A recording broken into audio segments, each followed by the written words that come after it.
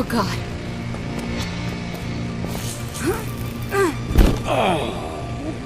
Mark! I couldn't stop them.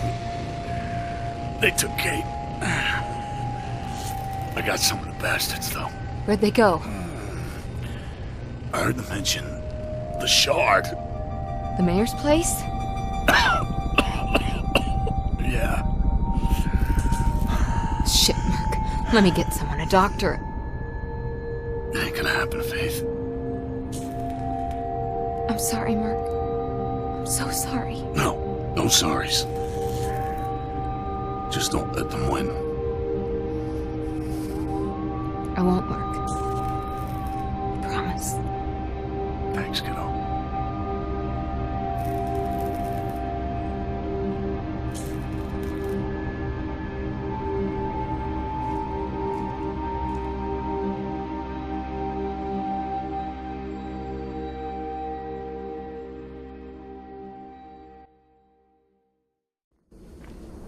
Hey there and welcome, my name is Pete and today we complete the 9th and final chapter of Mirror's Edge. Despite all of our efforts in the previous episodes, our sister Kate has to be rescued now once again. This time she has been taken to the Shard by the members of Project Icarus.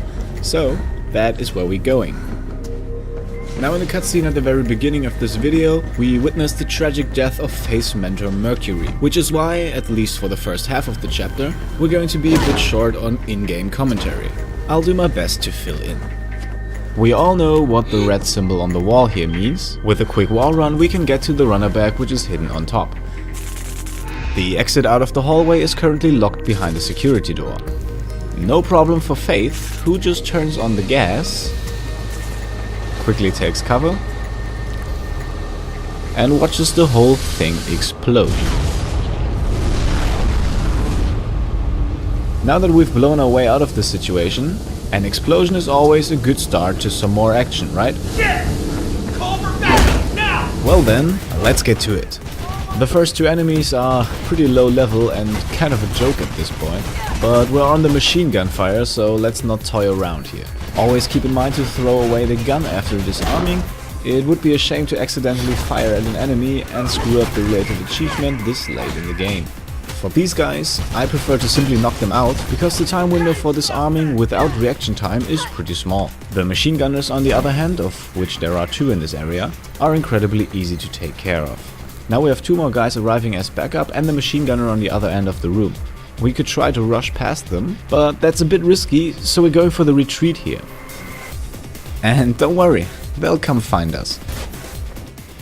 And that's exactly what I wanted and saved our reaction time for. Now the disarm an enemy number 1 is no big deal anymore, and we can even take cover to throw away the gun. Then, since the machine gunner doesn't move, we have all the time in the world to knock out this enemy. And now, on to surprise the last PK enemy of the area. We're going through 2 doors here, and then engage him out of the cover of the column. Now that he's been dealt with, we can safely head into the elevator and take it to the higher levels.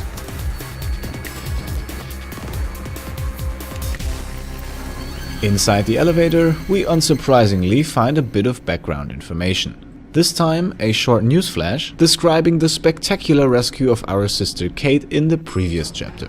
Security firm Pirandello Kruger have been authorized to draft in more units until Kate Connors has been resecured.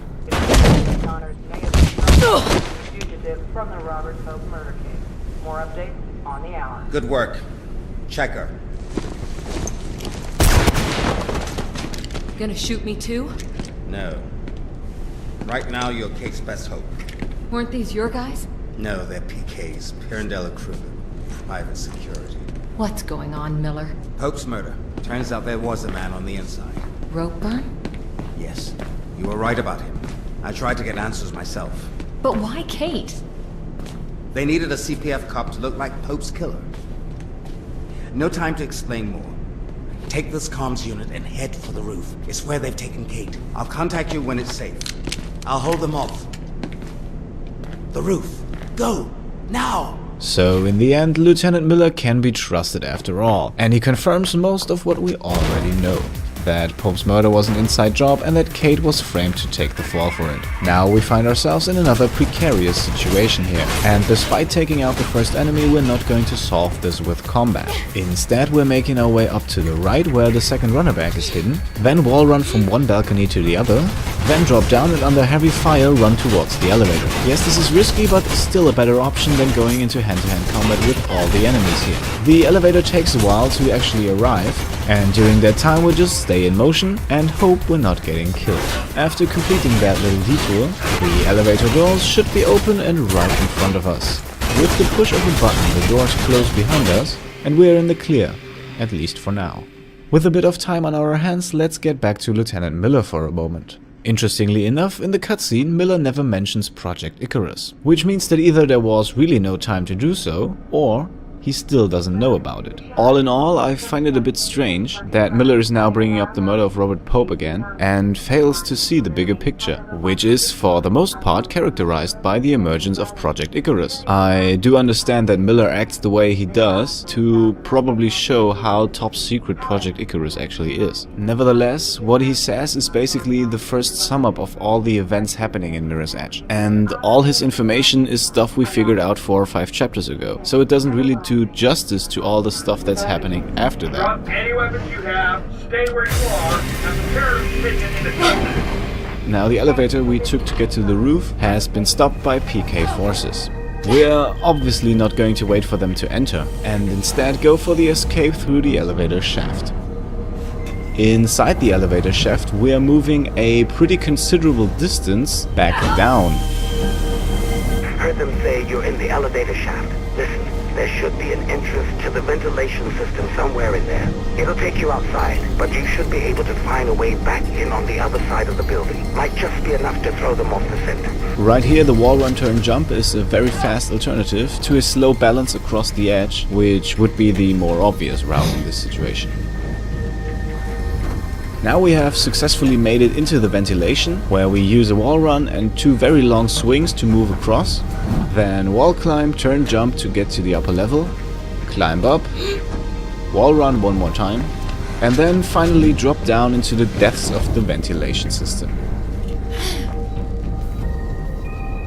This part can be a bit confusing. We start by going left, and you'll immediately see why. With a wall climb turn jump, we climb into the upper air duct, where runner bag number 30 waits for us. I was too young to remember exactly how it started. The authorities said the changes were for the greater good.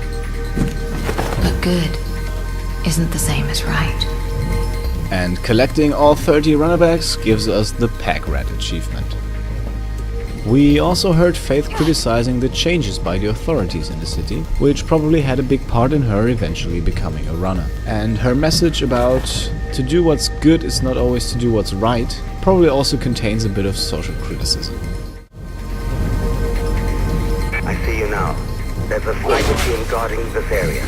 You can get back in on the other side. Be careful, Faith. Now we have successfully stepped outside again and need to get across to the other side of the building. To make things a bit more difficult, there's also a sniper team in our way. But apart from that bit where we conveniently got shot, they are not too much of a challenge. Down low between the containers we're in good cover, and as we go up we have the first sniper right in front of us for the disarm. They're sending reinforcements.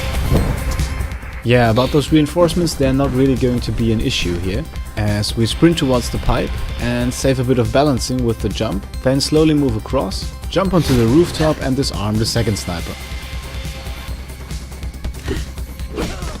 Then we go up the stairs, gather some speed, and jump across to the other rooftop.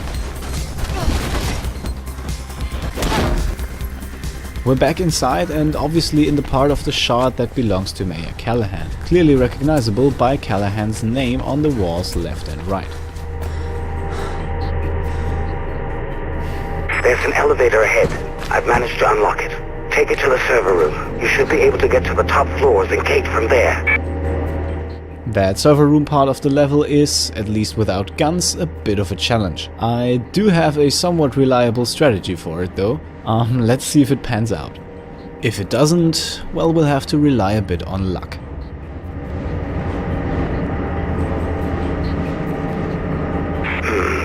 It looks like the security doors to the roof are closed. Okay. If you destroy those servers, their emergency protocol should automatically unlock the doors.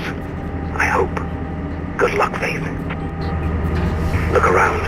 Surveillance for the whole city right under your nose, Faith. Damn! Sounds like they've taken Kate to the roof. They've got a chopper coming in. You'll have to be quick. What the... So, Miller is gone? Miller! And we're facing some pretty heavy resistance. And that computer voice in the background is exactly what we want to hear. Because we're going to run in a circle around all 4 servers and hope that the PK units destroy them for us by shooting at us. The first one definitely did go down, and so does the second right here. However, for number 3 and 4 we have to take matters into our own hands. And which better way than with a machine gun? 2 quick bursts of fire in both servers should take care of them, and that opens up our exit. Core bank has failed. Appropriate emergency services have been notified. Now we can take it to the roof, hopefully without anybody bothering us. And maybe you see what the game does here. This is the calm before the grand finale. Enjoy.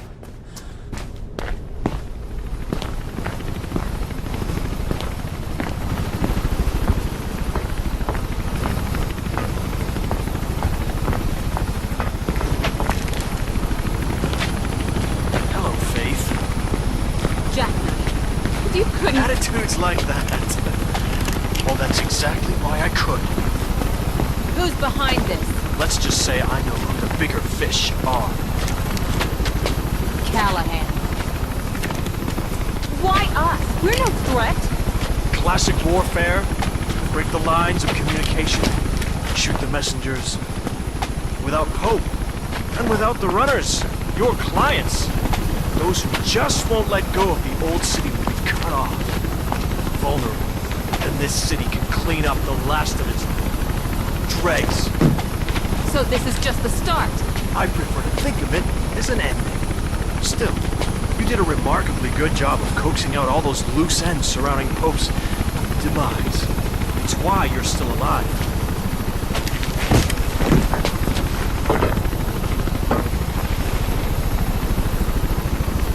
You can't live on the edge all your life, Faith. Sooner or later, you have to jump.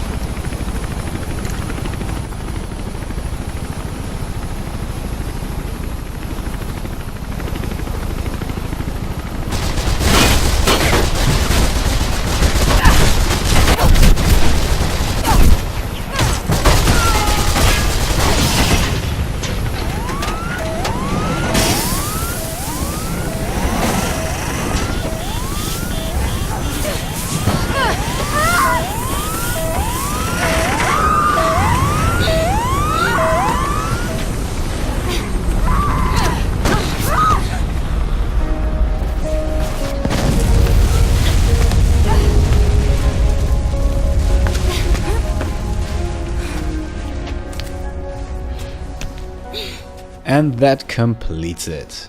We unlocked the achievement That's a Wrap, and also the Pro Runner achievement for completing the story mode on hard difficulty. And even though it was hard at times, we managed to keep our fingers off the trigger and completed the game without directly damaging an enemy with a gun, for which we unlocked the Test of Faith achievement.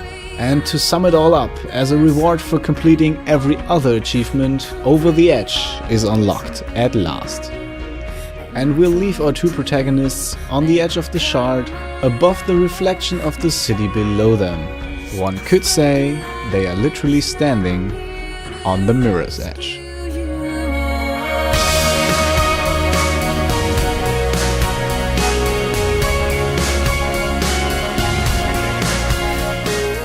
And with that, I say thank you so much for watching this completionist playthrough of Mirror's Edge. I hope you enjoyed it, I most certainly did, and if you want to see more completionist playthroughs of a variety of games, feel free to subscribe to my channel. My name is Pete, this has been Pete Completes Mirror's Edge, and I'll see you next time. Cheers!